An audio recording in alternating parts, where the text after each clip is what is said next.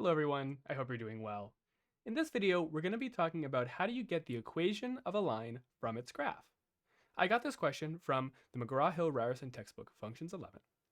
If you want me to teach you this entire grade 11 functions course, feel free to visit my website, www.tutor.ca,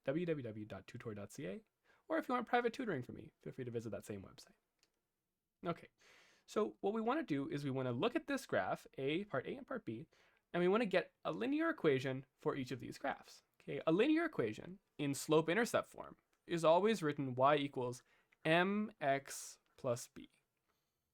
B is called our y-intercept. M is called our slope. So we really just have to identify m and b for each of these graphs. So let's focus on part A.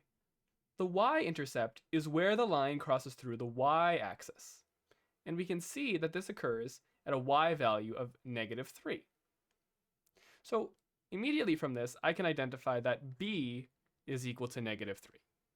Okay, so at this point, I can update my equation. Here, how about this? I'll draw it like this. I take this, use this information to update my equation to be y equals mx minus 3, because I'm adding -3. Okay, but I still need to find m. And the way I do that is I remember that m is your slope, and that's rise over run. Rise over run. So the way you do this is you just take any 2 points on the line. Let's say I'm going to take this point right here and this point right here. And I ask myself, okay, what's the rise between these 2 points? Well, it's 1, 2, 3, 4. So rise is 4. And my run is how far I'm going to the side. 1, 2, 2. And so my slope is 2. 4 over 2 is 2. So finally, this line is y equals 2x minus 3. And there's your final answer for part A. Part B is going to be the exact same process. So we start with the fact that I know this line can be written as y equals mx plus b. From here, I remember b is my y-intercept, m is my slope. So let's first identify the y-intercept. The y-intercept is 2.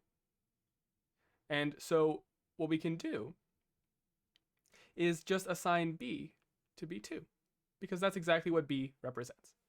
So again, I can use this information,